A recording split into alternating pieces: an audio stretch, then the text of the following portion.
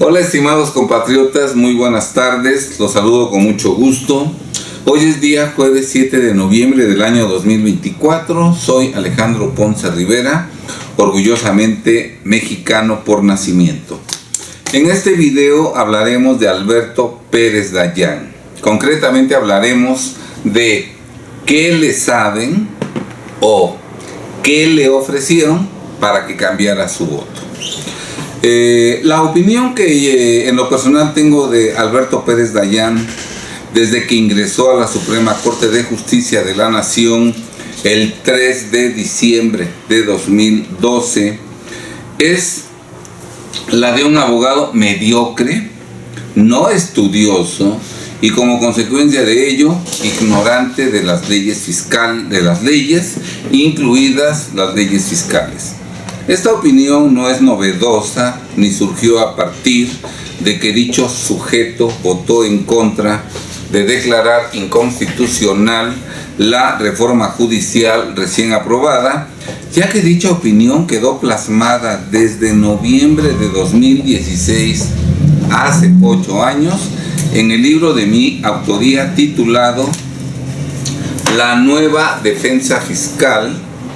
Mexicanos invencibles ante el fisco. Un retrato hablado de los actores de nuestra realidad fiscal, contribuyentes, contadores, abogados, legisladores, autoridades fiscales y tribunales, y de su director, el gran capital mundial.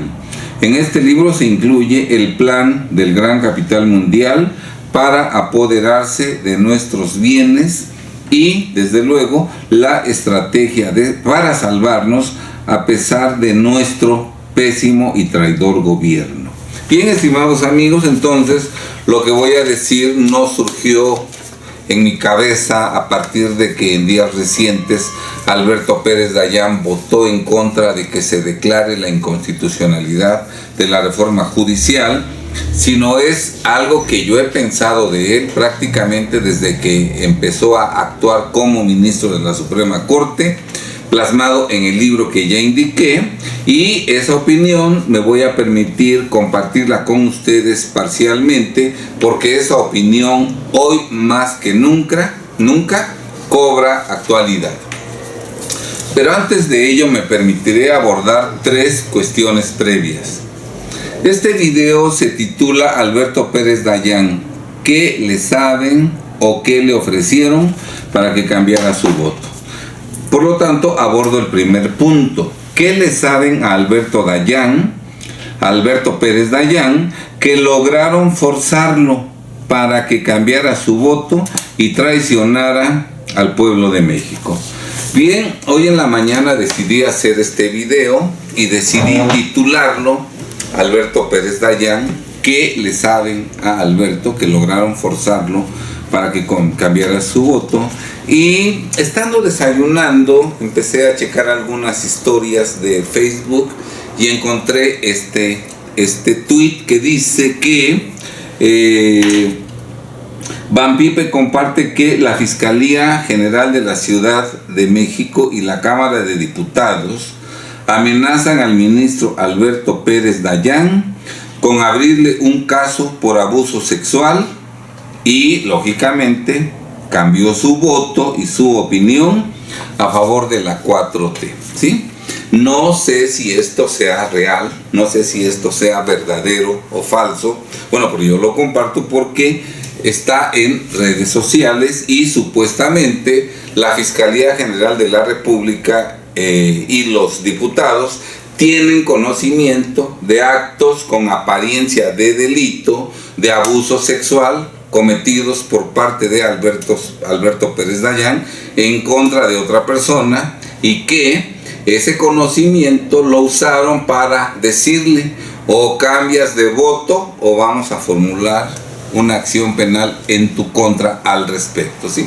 Si esto fuera cierto, fue gracias a esa amenaza y a la intención de Alberto de evitarse esa vergüenza de ser denunciado por abuso sexual, que si fuera el caso, a lo mejor Alberto Pérez Dayán sabe que es cierto y por eso dócilmente cambió su voto. Repito, a mí no me consta, yo no sé si es cierto o falso, lo que sí sé es que hay un tuit al respecto, lo tengo perfectamente guardado en mis equipos de cómputo para que en cualquier momento que sea requerido yo lo pueda exhibir, y yo estoy hablando de ese tuit que pudiera ser cierto, ¿verdad? Porque la opinión que yo tengo de Alberto no es la de una persona seria, responsable, decente, porque sus conocimientos en leyes dejan mucho que desear, y alguien que acepta una responsabilidad para la cual no está preparado, pues de alguna manera es corrupto y no es una persona íntegra que merezca nuestro respeto. Y en este video vamos a hablar precisamente de eso. También en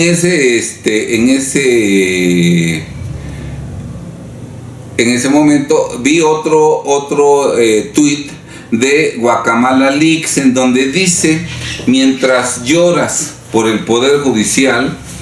el partido Morena propone gravar a todos los ciudadanos con el 2% de su sueldo.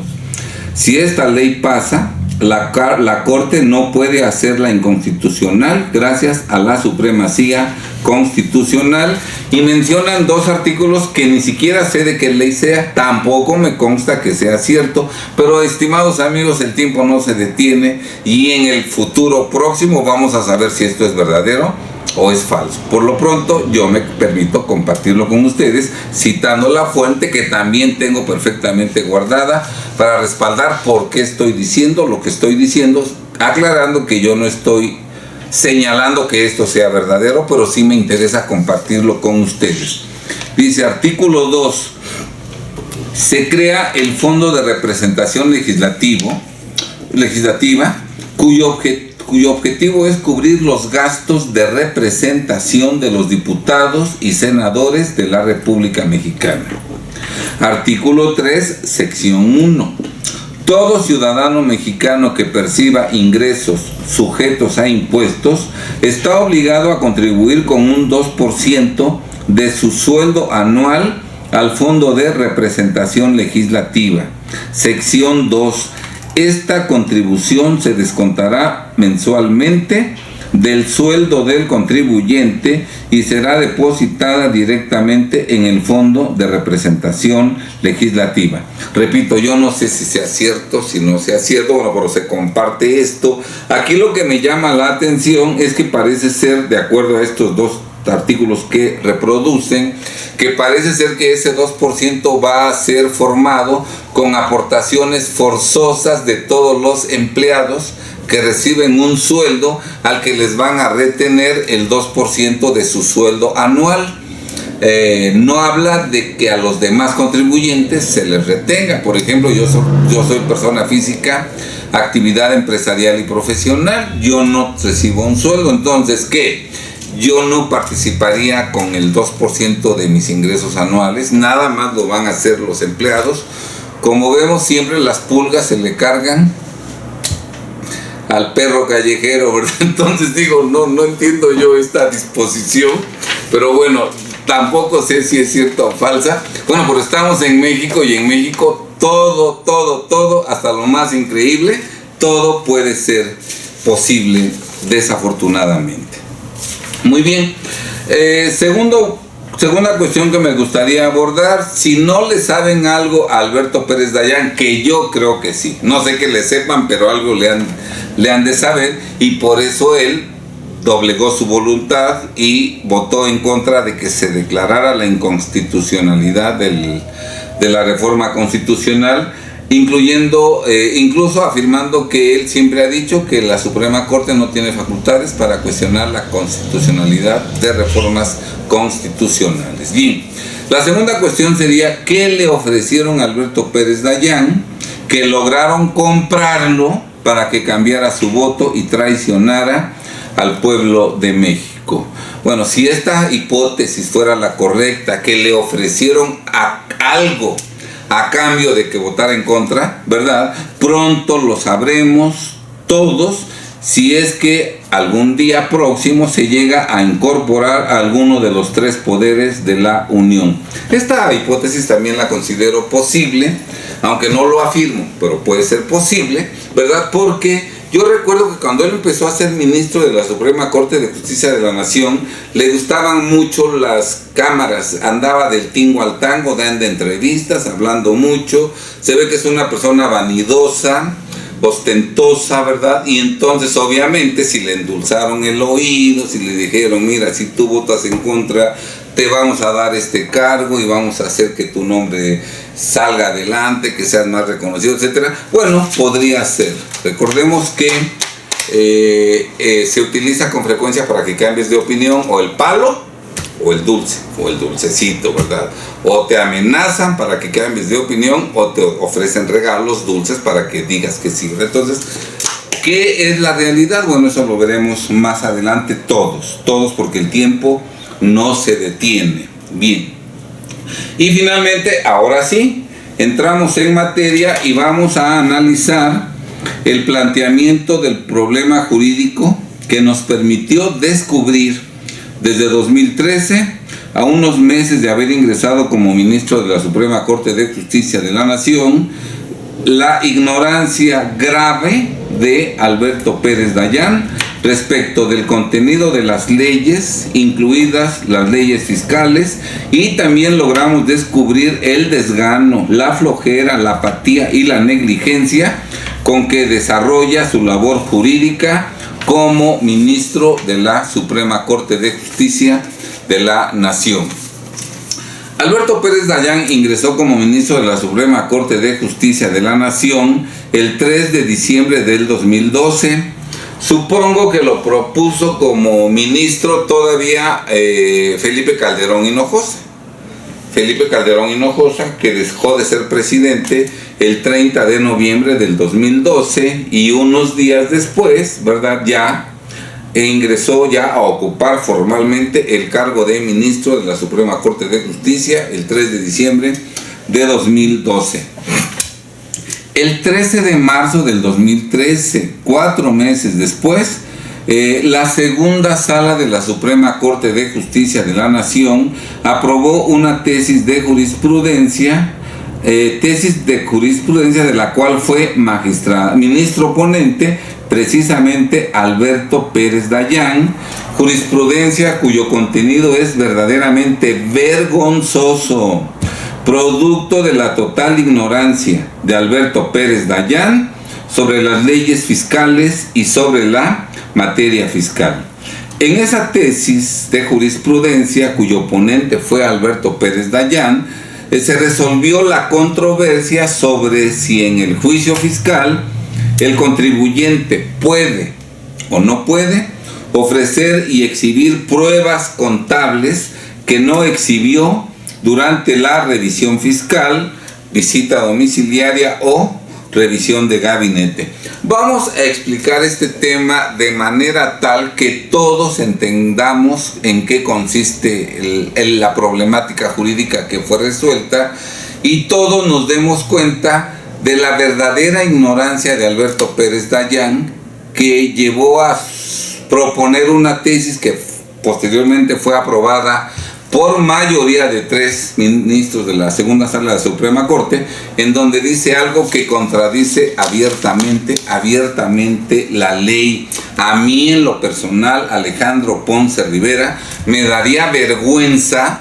haber formulado ese proyecto, porque eso significaría que yo soy un verdadero ignorante, desconocedor de la materia fiscal, y además que no tuve el cuidado de estudiar, de investigar la ley y nada más dicté eso, alá y se va, como lo hizo sin duda alguna Alberto Pérez Dayán, ¿verdad? Por eso es importante que todos los contribuyentes tengan una asesoría legal proveniente de abogado fiscalista, experto en revisiones fiscales, cuando el contribuyente está padeciendo precisamente una revisión fiscal.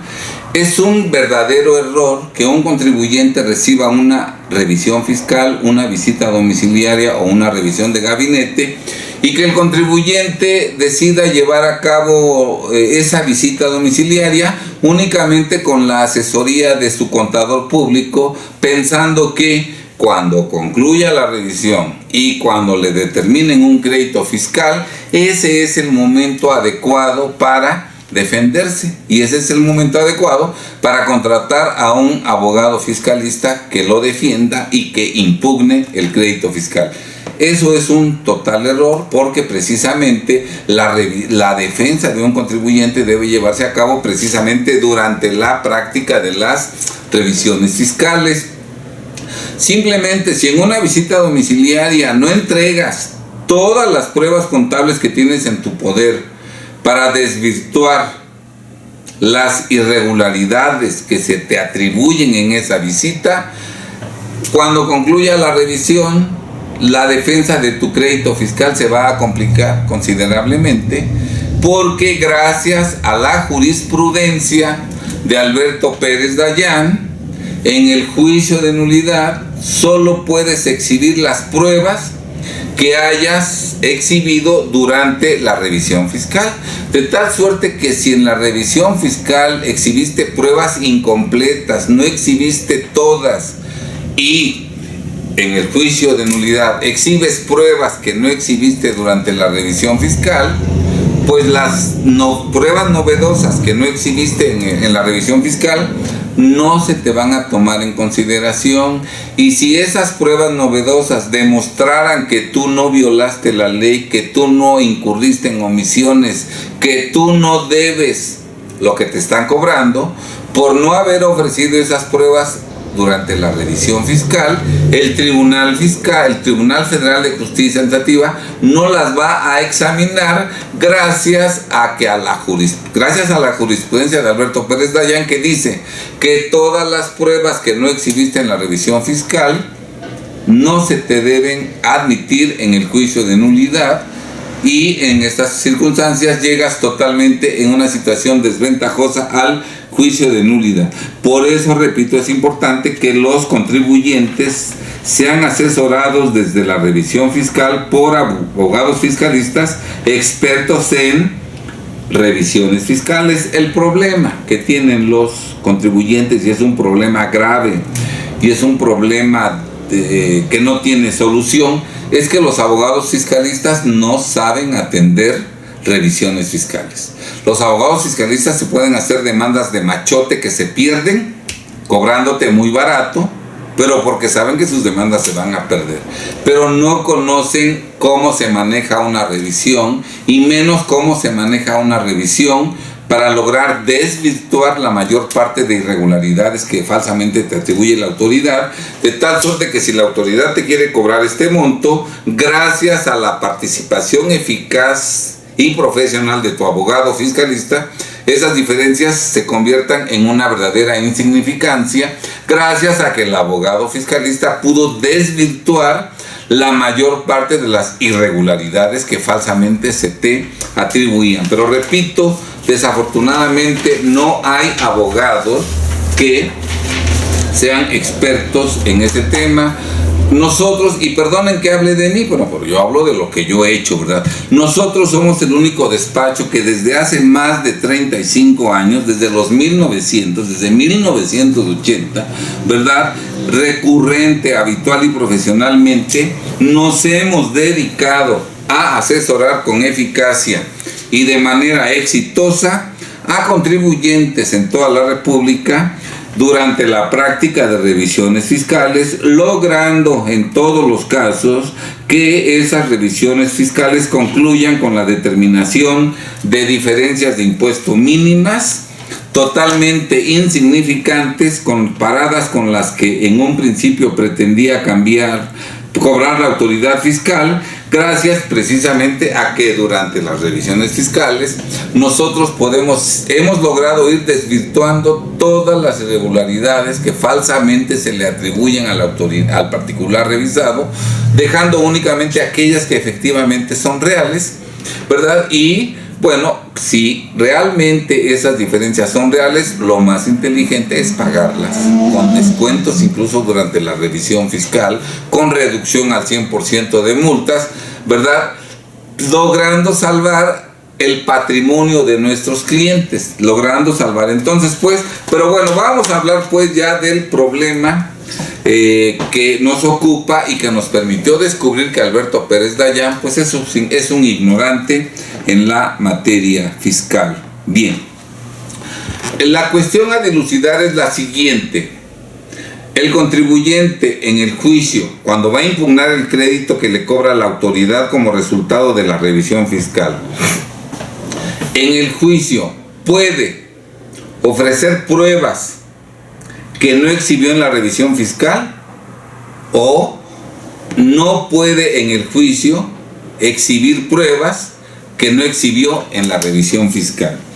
¿Qué dice la ley al respecto? Bien, estimados amigos, desde el año 2008 hasta el día de hoy, legalmente los contribuyentes pueden ofrecer en el juicio contencioso administrativo, pueden ofrecer y exhibir todas las pruebas que quiera, incluso las que no exhibió durante la revisión fiscal. Todas. No hay un solo precepto legal que disponga el absurdo de que en el juicio no puedes ofrecer pruebas que no ofreciste durante la revisión fiscal. Eso no existe. Por el contrario, si hay preceptos legales vigentes que desde el 2008 y hasta el día de hoy claramente señalan que el contribuyente puede ofrecer en el juicio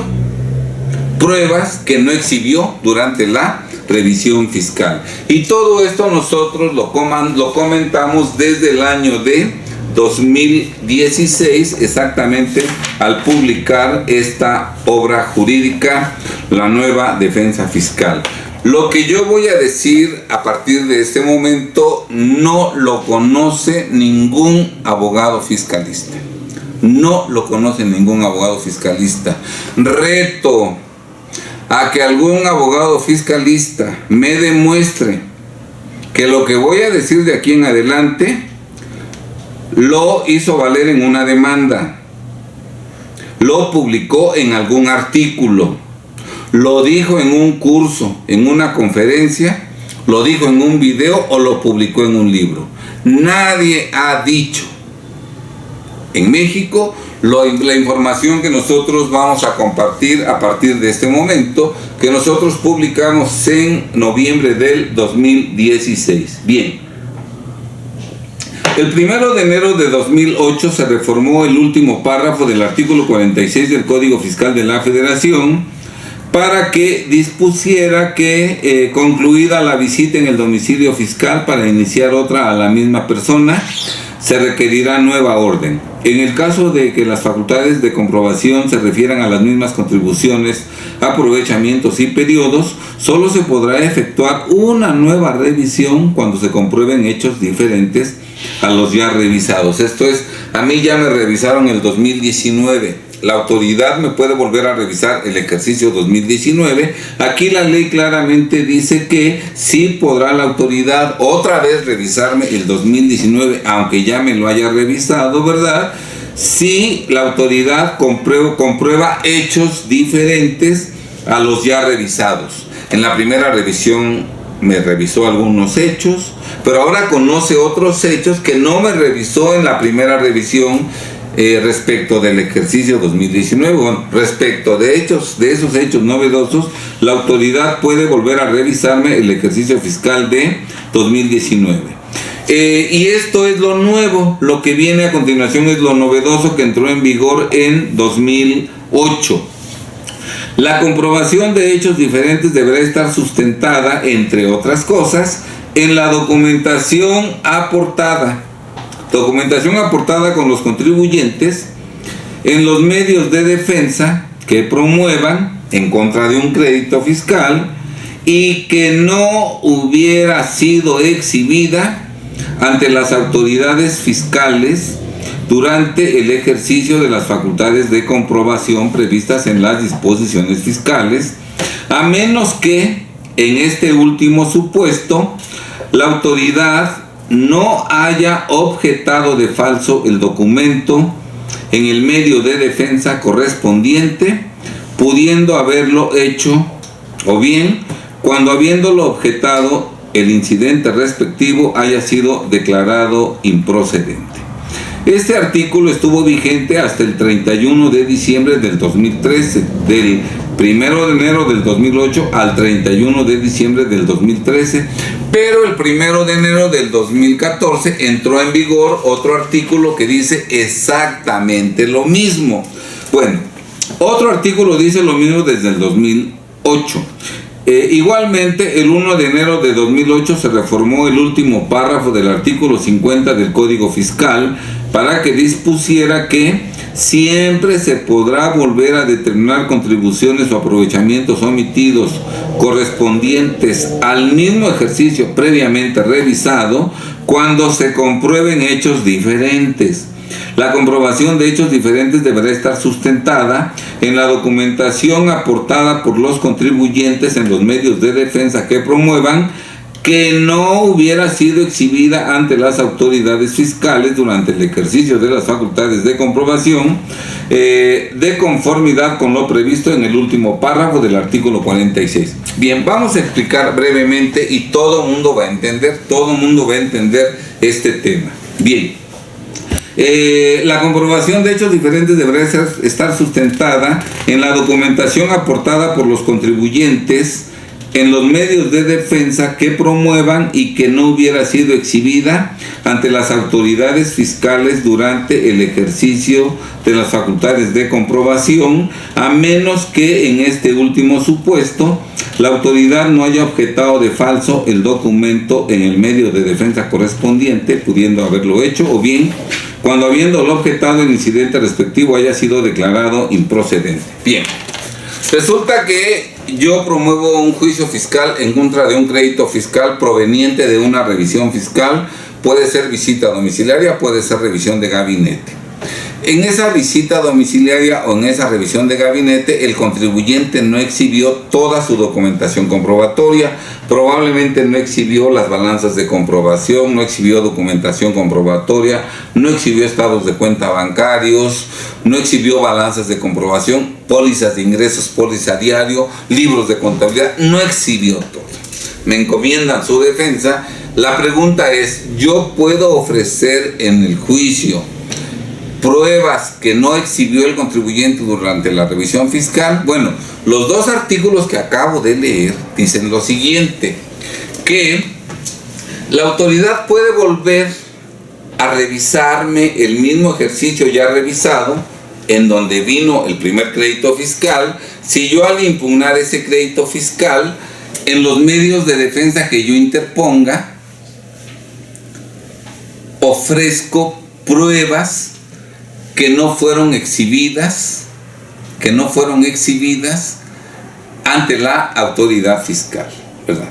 Si hago eso, la autoridad puede volver a revisarme el mismo ejercicio, pero dice salvo, o sea, no se volverá a revisar el mismo ejercicio, ¿verdad? Si la autoridad, en contra de esas pruebas novedosas, no promueve el incidente de falsedad de documentos, no los tacha de falsos, o promoviendo el incidente de falsedad de documentos, la autoridad, el tribunal dice, esos documentos no son falsos, esos documentos son auténticos, verdaderos y veraces. Bien, en esos casos, la autoridad ya no podrá volver a revisar, porque esos documentos fueron tachados de falsos por la autoridad demandada y el contribuyente logró demostrar que son auténticos y por eso el tribunal resolvió que son documentos auténticos. Entonces vamos a ver rapidito. En mi juicio yo ofrezco pruebas que el contribuyente no ofreció durante la revisión. Si la autoridad no los tacha de falsos, eso significa que la autoridad acepta que son verdaderos, y como son verdaderos, el tribunal, al dictar su sentencia, debe de tomar en cuenta esas pruebas, aunque el contribuyente no las haya exhibido durante la revisión fiscal.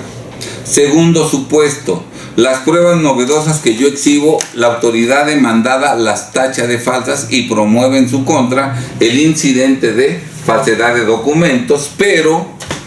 obviamente se me da vista, yo demuestro que son documentos auténticos y el tribunal resuelve el incidente de falsedad de documentos promovido por la autoridad demandada, declarándolo infundado y concluyendo que los documentos son verdaderos, motivo por el cual, como son documentos verdaderos, la sala los tiene que valorar en su sentencia, les tiene que dar valor probatorio al dictar su sentencia y ya no da lugar esa circunstancia a que se me vuelva a revisar el 2019, porque la autenticidad de esos documentos quedó demostrada en el juicio y no importa que las pruebas no hayan sido exhibidas durante la revisión fiscal.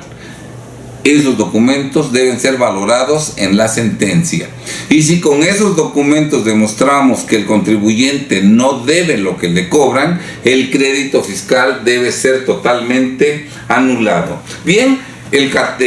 1 de enero del año 2014 entró en vigor el artículo 53C, nuevo artículo 53C, en el que se incluyó lo que antes decía el artículo 46A, último párrafo, y el artículo 50, último párrafo. Ahora, desde el 1 de enero del 2014, este artículo nos dice que cuando se comprueben hechos diferentes, la autoridad fiscal podrá volver a revisar los mismos rubros o conceptos específicos de una contribución o aprovechamiento por el mismo periodo y, en su caso, determinar contribuciones o aprovechamientos omitidos que deriven de dichos hechos. La comprobación de hechos diferentes deberá estar sustentada, entre otras cosas, en la documentación aportada por los contribuyentes, en los medios de defensa que promuevan y que no hubieran sido exhibidos ante las autoridades fiscales durante el ejercicio de las facultades de comprobación, a menos que en este último supuesto la autoridad no haya objetado de falso esos documentos, o sea, reconoció que eran verdaderos, o que sí los haya objetado, ¿verdad?, pero que el incidente respectivo haya sido declarado improcedente y los documentos se hayan reconocido como verdaderos, auténticos, ciertos. ¿Sí está claro? Entonces, pues, vemos cómo legalmente, primero del 2008 al 2014, al 2013, sí podíamos ofrecer pruebas que no habíamos exhibido en la revisión fiscal, con fundamento en los artículos 46, último párrafo, y 50, último párrafo. Y a partir de enero del 2014 hasta el día de hoy podemos ofrecer pruebas que no se exhibieron en la revisión fiscal gracias al artículo 53C del Código Fiscal, que está vigente incluso hasta el día de hoy, ¿verdad? Obviamente, cuando yo veo la jurisprudencia de Alberto Pérez Dayán, sé que esa jurisprudencia es ilegal. Envié cartas a los ministros pidiéndoles que rectificaran y que dejaran sin efecto su jurisprudencia ilegal, y todos me contestaron que la jurisprudencia era inamovible y que no podían dar marcha atrás, ¿verdad? Esto es, ya fastidiaron al pueblo de México en una jurisprudencia, y aunque se les demostró que era ilegal, ellos se montaron en su macho y no dieron paso atrás, aunque sabían que su jurisprudencia era totalmente ilegal. Bien, vamos a ver, vamos a leer lo que dijimos en esa ocasión en este libro en 2016. Entonces, pues, de la lectura de los dos preceptos legales reproducidos con antelación, se conoce que durante el periodo comprendido del 1 de enero de 2008 al 31 de diciembre de 2013, los contribuyentes sí tenían el derecho de aportar en los juicios contenciosos administrativos que promovieran documentación que no hubieran exhibido ante las autoridades fiscales durante el ejercicio de sus facultades de comprobación, visitas domiciliarias y revisiones de gabinete. No obstante lo anterior, sorpresiva e ilegalmente, el 17 de abril de 2013, en sesión privada, la segunda sala de la Suprema Corte de Justicia de la Nación aprobó la siguiente tesis de jurisprudencia 73/2013, sustentada al resolver el 13 de marzo de 2013 la contradicción de tesis 528/2012 existente entre dos tribunales colegiados, y esa tesis se aprobó de jurisprudencia, se aprobó por mayoría de 3 votos, con la disidencia de los ministros Margarita Beatriz Luna Ramos y Sergio A. Valls Hernández, habiendo sido ponente el ministro Alberto Pérez Dayán, quien actuó junto con su secretaria Georgina Lazo de la Vega Romero. Tesis de jurisprudencia visible en el Semanario Judicial de la Federación, que dice lo siguiente. Van a ustedes a ver cómo en esta jurisprudencia Alberto Pérez Dayán no menciona ningún artículo del Código Fiscal de la Federación. Obviamente no menciona el último párrafo del artículo 46, ni menciona el último párrafo del artículo 50 del Código Fiscal de la Federación, porque Alberto Pérez Dayán no conoce esos artículos. Veamos cómo la designación de ministro, no cuando te ponen la toga, te dan todos los conocimientos. Ellos creen que cuando te nombran ministro, automáticamente con el nombramiento van todos los conocimientos, y eso es totalmente falso. El que es ignorante sigue siendo ignorante, aunque sea designado ministro de la Suprema Corte. Recordemos el sabio dicho que dice que aunque la mona se vista de seda, mona se queda. Y Alberto Pérez Dayán, aunque fue designado ministro de la Suprema Corte de Justicia de la Nación, seguía siendo un desconocedor total de la materia fiscal, y por eso se atrevió a formular este proyecto que no tiene sustento legal y que, por el contrario, viola flagrantemente lo dispuesto en el último párrafo del 46 y en el último párrafo del artículo 50 del Código Fiscal de la Federación, que estuvieron vigentes del 2008 hasta el 31 de diciembre de 2014. Bien, de 2013. Vamos a leer esta joya de la ignorancia que dice lo siguiente. Juicio contencioso administrativo.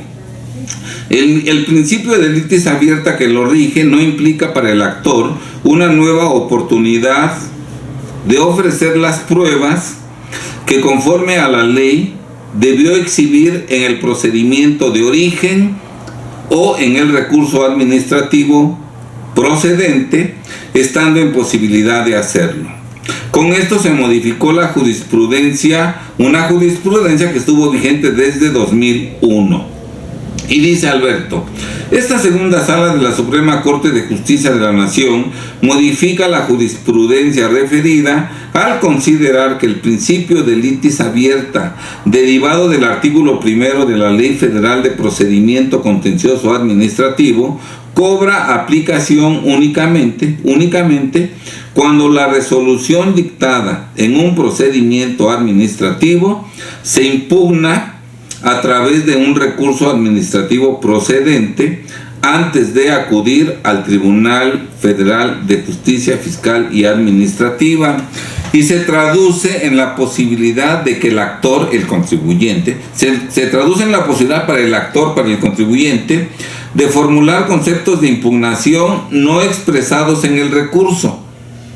Pero tal prerrogativa no implica la oportunidad de exhibir en juicio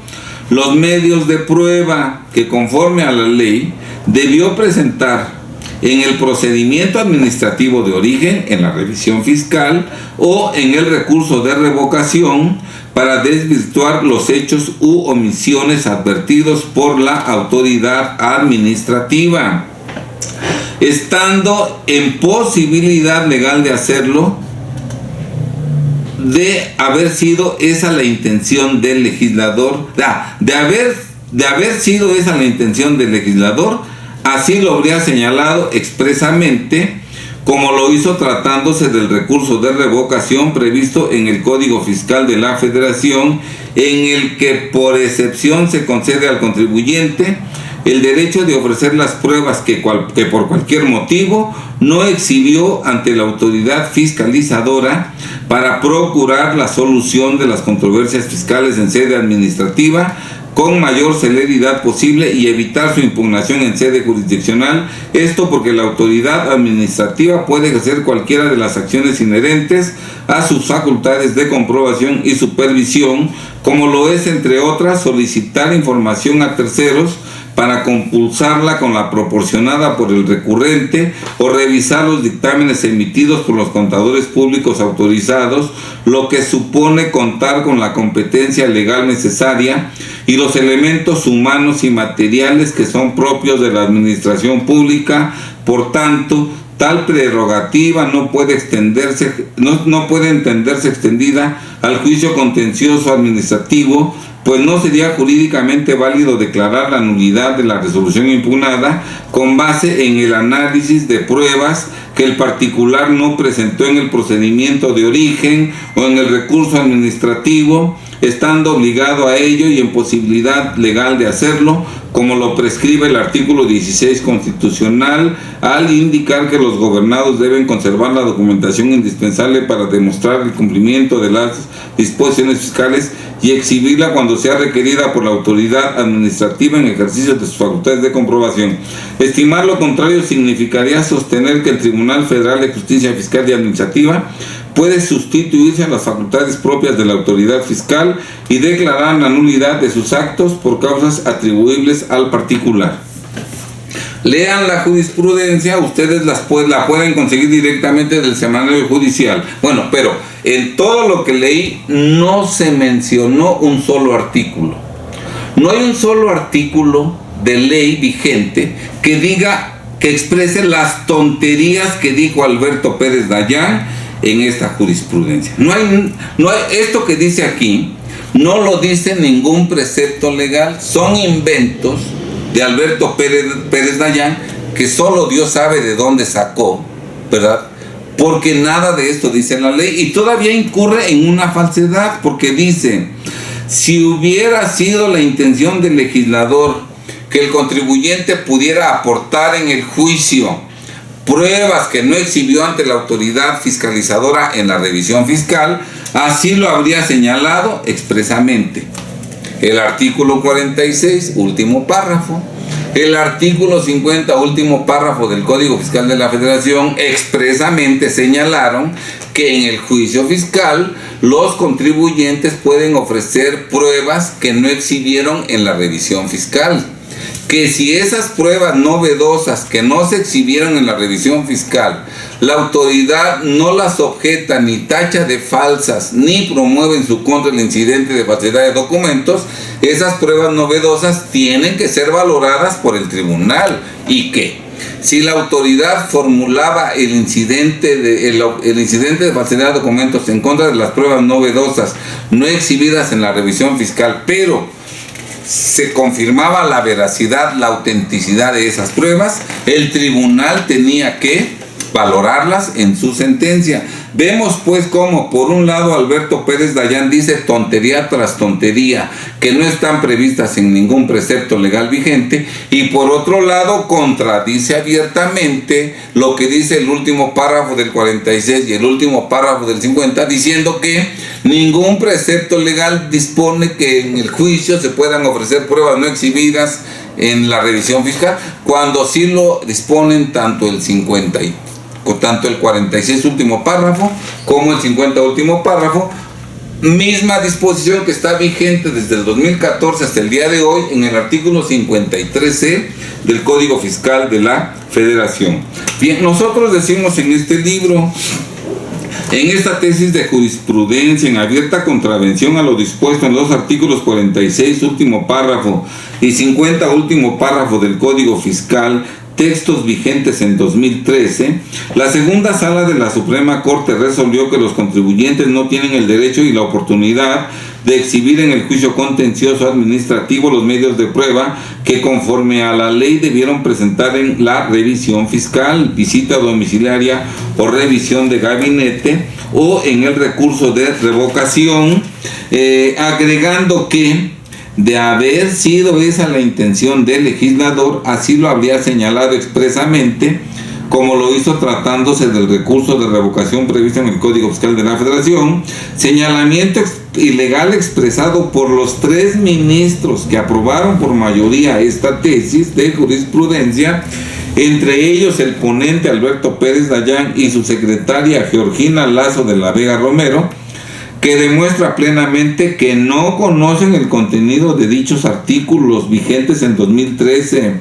pues en esos preceptos legales el legislador federal expresamente señaló que los contribuyentes sí pueden aportar en el juicio documentos no exhibidos ante las autoridades durante las revisiones fiscales, visita domiciliaria y revisión de gabinete, aclarando que en dicho juicio sí se pueden objetar de falsas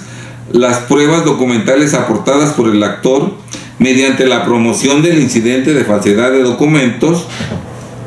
lo que no se puede hacer en el recurso de revocación, pues la reglamentación de en la reglamentación del recurso de revocación no se contempla la promoción de algún incidente de falsedad de documentos. Es importante destacar que el artículo 31, fracción cuarta de la Constitución, dispone que es obligación de los mexicanos, fracción cuarta, contribuir para los gastos públicos de la Federación de la manera proporcional y equitativa que dispongan las leyes, lineamiento constitucional que no es respetado por las salas del Tribunal Federal de Justicia Administrativa, ni por los tribunales colegiados de circuito, inducidos por la segunda sala de la Suprema Corte de Justicia de la Nación, que en su ilegal tesis de jurisprudencia que se analiza, en abierta contravención a lo expresamente ordenado en los artículos 46 último párrafo y 50 último párrafo del Código Fiscal de la Federación, texto vigente desde 2008,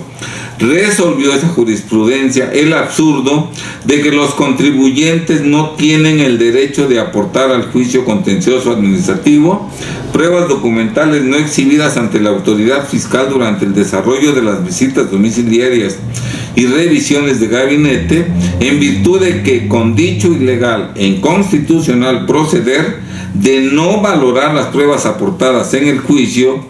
lo que sí está expresamente permitido, se obliga y se condena a los contribuyentes que son integrantes del soberano pueblo mexicano por parte de sus empleados, los tribunales, incluida la Suprema Corte de Justicia de la Nación, a contribuir para los gastos públicos de la Federación de una manera desproporcional e inequitativa. Ahora bien, ¿por qué motivo los ministros de la segunda sala de la Suprema Corte de Justicia de la Nación, 3 ministros, el 13 de marzo de 2013, al resolver la contradicción de tesis aludida, ¿por qué no aplicaron el contenido de los artículos 46 último párrafo y 50 último párrafo del Código Fiscal, textos vigentes desde 2008 hasta el 31 de diciembre de 2013 y todavía vigentes al día de hoy, que estaban vigentes en esa época y que eran obligatorios para todos, particulares y autoridades y tribunales? Bien, vamos a mencionar aquí por qué se dio esa situación totalmente irregular y vamos a contar la historia de esa jurisprudencia. Bueno, 2 abogados en distintas salas regionales del Tribunal Federal de Justicia Administrativa en años anteriores al 2013 promovieron 2 juicios, en una sala un juicio, en otra sala otro juicio, y en ambos juicios los dos abogados exhibieron pruebas que no se exhibieron durante la visita domiciliaria ni durante la revisión de gabinete, pruebas novedosas. Bien, en ambos juicios las salas regionales desecharon esas pruebas con el argumento de que no se exhibieron en la revisión fiscal, y en ambos juicios se reconoció la validez de los créditos fiscales. Se reconoció que el contribuyente debía lo que le cobraban. Obviamente, en contra de esas sentencias, los 2 abogados promovieron amparos directos ante tribunales colegiados, alegando que las pruebas novedosas no exhibidas en la revisión sí debieron admitirse y valorarse. Un tribunal colegiado resolvió que sí debieron admitirse y que sí debieron valorarse. Otro tribunal colegiado resolvió que era correcto que no se hubieran admitido. porque como no se exhibieron en la revisión fiscal, no tenían por qué exhibirse en el juicio. Entonces tenemos dos tesis, dos ejecutorias de colegiado contradictorias. Uno dice, sí debieron admitirse en el juicio, otro dice, está bien que no se admitieron porque no se deben admitir. Esa contradicción se hace valer y se hace valer ante la Suprema Corte, se radica en la segunda sala de la Suprema Corte, el asunto se lo asignan al nuevo ministro, recién llegado ministro, Alberto Pérez Dayán, ¿verdad? Y él dicta su proyecto diciendo que las tonterías que ya leímos, ¿verdad? Una de rollo mareador nada más, que no tiene sustento legal, y dentro de su ignorancia dice que si hubiera sido la intención del legislador la de que en el juicio se pudieran ofrecer pruebas no exhibidas en la revisión, así lo hubiera dicho expresamente, como así se dijo desde el 2008 en el último párrafo del 46 y en el último párrafo del 50 del Código Fiscal de la Federación. ¿Por qué se dio esta situación? Bueno, porque los abogados que promovieron las demandas no conocen ambos artículos ya multicitados, no saben que existen esos artículos. Los magistrados de las salas regionales del Tribunal Fiscal no conocen lo que dicen los artículos 46 y 50. Los abogados que promovieron el amparo no conocen esos artículos. Los magistrados de colegiado que resolvieron esos artículos, que resolvieron esos amparos, no conocen los artículos. El abogado que promovió,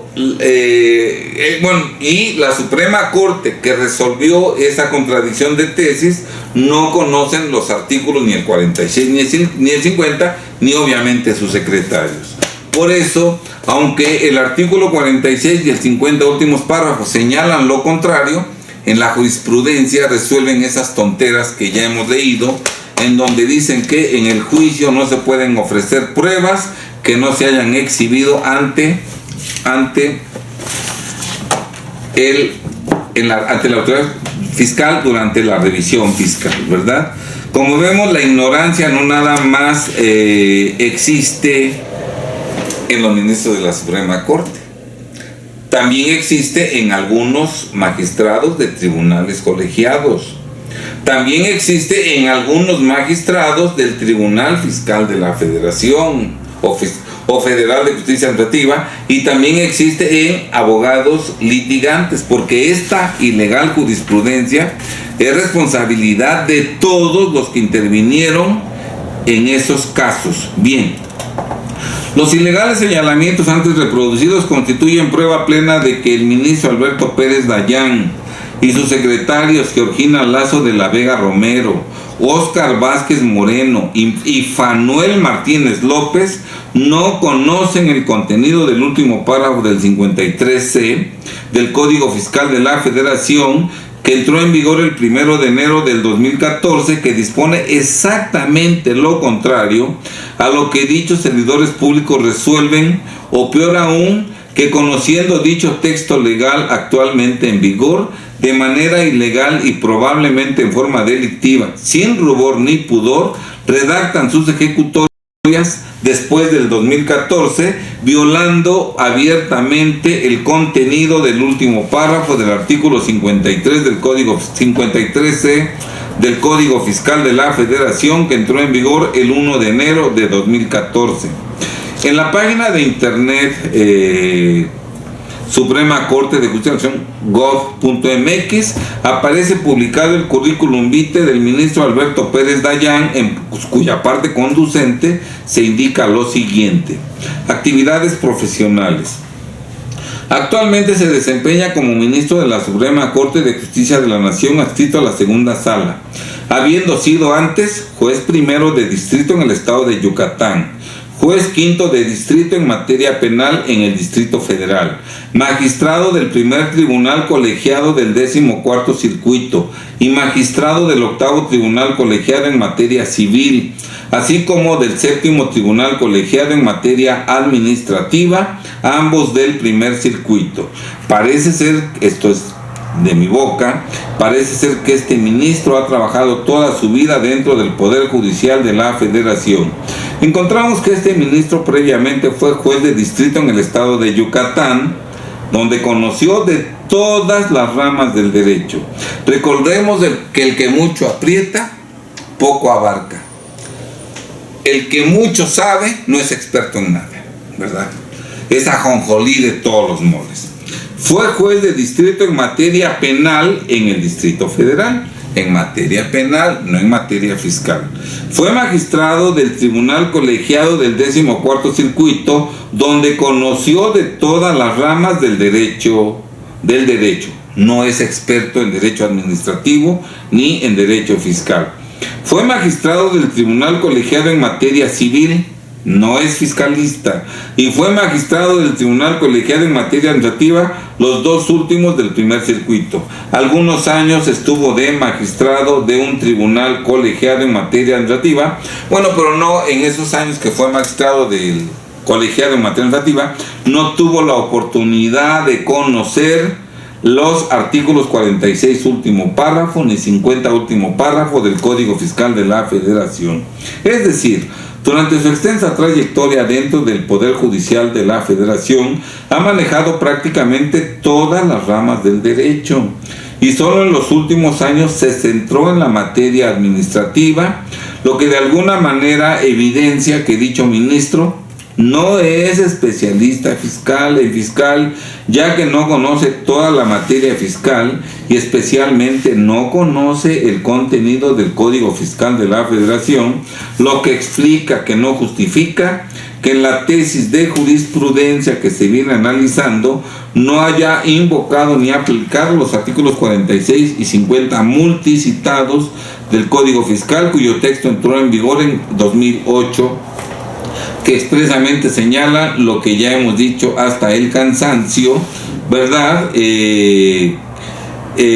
Decimos nosotros más adelante, no dudamos que el ministro Alberto Pérez Dayán, después de su extensa trayectoria en el Poder Judicial, sepa algo o mucho de diversas ramas del derecho, aclarando que lo que sí es un hecho inobjetable, dicho con todo respeto, es que no es experto en la materia fiscal, especialista en toda la materia fiscal y conocedor de toda la reglamentación contenida en el Código Fiscal de la Federación. O sea que dicta jurisprudencias en materia fiscal una persona que es ignorante en la materia fiscal. Desafortunadamente en México nos gobierna la ignorancia. Por eso México, siendo uno de los países más ricos, si no es el más rico, ¿verdad? En México, más de la mitad vive en la pobreza extrema. ¿Por qué? Porque nos gobierna la ignorancia, cada uno en su trinchera, ignorante. Por eso, más de la mitad de los mexicanos, viviendo en el territorio más rico, estamos en la pobreza extrema. ¡Qué vergüenza de gobierno tenemos en México! De hecho, si el ministro Alberto Pérez Dayán ingresara a trabajar a nuestro despacho, tendría que empezar de cero, iniciándose en el conocimiento de todos los aspectos descritos en este libro, obviamente bajo nuestra guía y dirección, pues en este momento, con los conocimientos y experiencias que actualmente tiene, incluso hoy en 2024, resulta impensable, imposible que Alberto pueda proporcionar los servicios profesionales fiscal jurídicos que proporcionamos en este despacho. Y una persona ignorante que no conoce la materia fiscal es exactamente la que dicta la jurisprudencia, dañándonos a todos los mexicanos. ¿Cuántos mexicanos que no debían lo que le cobraba la autoridad perdieron su patrimonio porque aplicaron los tribunales la jurisprudencia de Pérez Dayán, que dicen no, estas pruebas, aunque demuestren que eres inocente, no las valoro porque Alberto Pérez Dayán dijo que como no las exhibiste en la revisión, no las puedes exhibir en el juicio, aunque la ley dice exactamente lo contrario. O sea, el error de Alberto no es insignificante, no es intrascendente. ¿Cuántos contribuyentes habrán quedado en la calle ¿Y cuántos trabajadores habrán sido lanzados al desempleo por culpa de esta ignorante e inhumana jurisprudencia de Alberto Pérez Dayán? No faltarán personas, incluido el ministro Alberto Pérez Dayán, que se preguntarán que quién soy yo para cuestionar o criticar el proceder de Alberto o el contenido de sus criterios plasmados en ejecutorias y tesis de jurisprudencia, a la cual contesto orgullosamente que soy mexicano por nacimiento, integrante del soberano pueblo mexicano, aclarando que el poder público del ministro aludido dimana del soberano pueblo mexicano y se instituye para beneficio de este, lo que se confirma plenamente cuando en los últimos 5 párrafos del artículo 97 constitucional se dispone lo siguiente: cada ministro de la Suprema Corte de Justicia de la Nación, al entrar a ejercer su cargo, protestará ante el Senado en la forma siguiente: presidente del Senado, protestáis desempeñar leal y patrióticamente el cargo de ministro de la Suprema Corte de Justicia de la Nación que se os ha conferido, y protestáis guardar y hacer guardar la Constitución Política de los Estados Unidos Mexicanos y las leyes que de ella emanen, mirando en todo por el bien y prosperidad de la Unión. Ministro: sí protesto. Presidente: si no lo hacéis así, la nación os lo demande. Los magistrados de circuito, los jueces, hasta ahí llega. Bien, entonces vean ustedes, si un ministro no desempeña leal y patrióticamente, la nación se lo puede demandar, y yo soy integrante de la nación. Por lo tanto, yo tengo todo el derecho que la Constitución me concede, artículo 97, para demandar de Alberto Pérez Dayán que cumpla con la Constitución y con las leyes que de ella emanan, entre otros el artículo 46 último párrafo, 50 último párrafo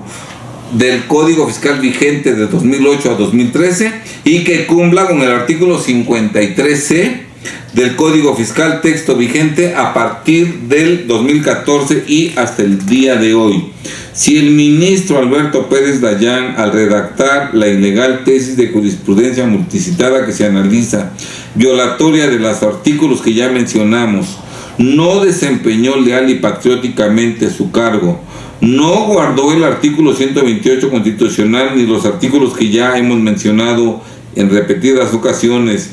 ni miró por el bien y prosperidad de la Unión, la nación o pueblo mexicanos puede demandárselo, puede reclamárselo y puede exigirle que cumpla con las obligaciones que se le imponen en el 6º párrafo del artículo 97 de la Constitución Política. Claro que sí. Máxime que el poder público de dicho ministro dimana del pueblo mexicano y se instituye para beneficio de este, siendo indebido que dicho poder público que dimana del pueblo, tal ministro lo utilice para dañar injusta, ilegal e inconstitucionalmente a los mexicanos que en su conjunto conformamos el soberano pueblo mexicano.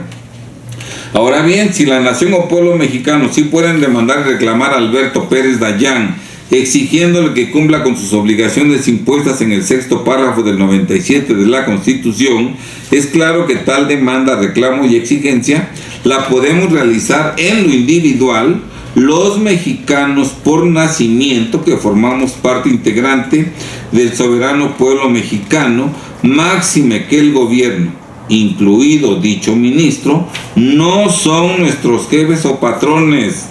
sino nuestros servidores. Yo jamás he visto hacia arriba a un ministro, a un juez, a un magistrado. Jamás he visto hacia arriba a un presidente municipal, a un gobernador o a un presidente de la República, porque son servidores públicos, servidores del pueblo. Son nuestros servidores que no nos sirven gratis, les pagamos sueldos verdaderamente millonarios.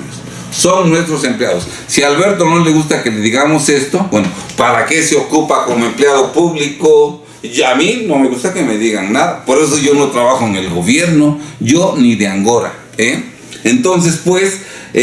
aquí decimos nosotros, Las tesis de jurisprudencia que se analiza y cuestiona en este apartado fue aprobada el 7 de abril de 2013 por mayoría de 3 votos. Bueno, es tan endeble el criterio que de 5 magistrados, de 5 ministros, solamente 3 lo aprobaron, aclarando que los ministros que la aprobaron junto con Alberto fueron José Fernando Franco González Salas, sin experiencia en la materia fiscal, según su currículum vitae oficial, y Luis María Aguilar Morales, este último que a partir del 2 de enero y hasta el 31 de diciembre de 2018 ocupa el cargo de presidente de la Suprema Corte. Cuando yo publiqué este libro, el presidente de la Suprema Corte de Justicia de la Nación era Luis María Aguilar González. Motivo por el cual los comentarios previamente vertidos respecto de Alberto Pérez Dayán son totalmente aplicables a los ministros Luis María Aguilar Morales y a José Fernando Franco González. No es correcto que 3 personas, Alberto Pérez Dayán, José Fernando Franco González Salas y Luis María Aguilar Morales, ministros adscritos a la segunda sala de la Suprema Corte, que no son especialistas en la materia fiscal, desconocedores de la reglamentación contenida en el Código Fiscal de la Federación, sean los que dicten jurisprudencias en materia fiscal. No es correcto que nos gobierne la ignorancia. Por eso repito, México, siendo de los países más ricos, el más rico, no hay otro más rico, no hay otro más rico que México, ¿verdad? Más de la mitad vive en la pobreza y en la pobreza extrema por estos sujetos ignorantes que nos gobiernan en el poder legislativo, en el poder ejecutivo y en el poder judicial. Hay muchos magistrados y jueces que desempeñan con verdadera pulcritud y esmero su trabajo judicial. Mi reconocimiento para todos ellos. Desafortunadamente, también hay piedritas en los frijoles, ¿verdad? En el arroz que manchan todo, ¿verdad? Nosotros en este video tratamos de señalar la irresponsabilidad, la ignorancia de Alberto Pérez Dayán, que qué les habrán o qué le habrán ofrecido para que finalmente en días recientes haya modificado su voto y gracias a él la reforma judicial no haya sido declarada inconstitucional por la Suprema Corte de Justicia de la Nación en perjuicio de todos los mexicanos, incluidos los que están a favor del gobierno, porque muchos de los mexicanos que están a favor de la 4T tienen propiedades y el día de mañana el gobierno se las va a quitar sin ninguna misericordia, no porque son morenistas, van a decir, no, a ti no te la quitamos. Y cuando vayan a nuestros tribunales, los jueces del pueblo van a resolver en su contra, porque además el gobierno mexicano no es más que el sirviente del gran capital mundial. Todo el trabajo que va a hacer el gobierno en la 4T va a ser privarnos a todos de nuestro patrimonio para entregárselo en bandeja de plata y a precios insignificantes al gran capital mundial, ¿verdad? Por eso he considerado necesario señalar cuál es la calidad moral y profesional de Alberto Pérez Dayán, quien además dicen que fue denunciado o que podían denunciarlo por abuso sexual. Bueno, digo, con su comportamiento profesional no veo tan descabellada esa información. Bien, la Suprema Corte de Justicia de la Nación siempre ha tenido deficiencias, siempre ha tenido integrantes ignorantes, ¿verdad? Desde luego que la Suprema Corte de Justicia de la Nación y el Poder Judicial requieren de una reforma, porque toda obra humana es perfectible, pero la reforma judicial propuesta por López Obrador y aprobada por los legisladores no es la solución. Si ya el Poder Judicial de la Federación y la Suprema Corte de Justicia de la Nación tenía deficiencias, de ahora en adelante, sin duda alguna que salimos de Guatemala para estar en Guatepeor. Bien, estimados amigos, espero equivocarme, pero en algunos años veremos el resultado de que Alberto Pérez Dayán, para salvar su pellejo o para obtener prebendas, vendió su voto, y gracias a ese mercenario hoy en día la reforma judicial quedó totalmente firme y todos, incluido tú, tendremos que pagar las consecuencias en lo que nos resta de vida. Bien, estimados amigos, sean muy felices. Nos vemos, si Dios lo permite, en el próximo video.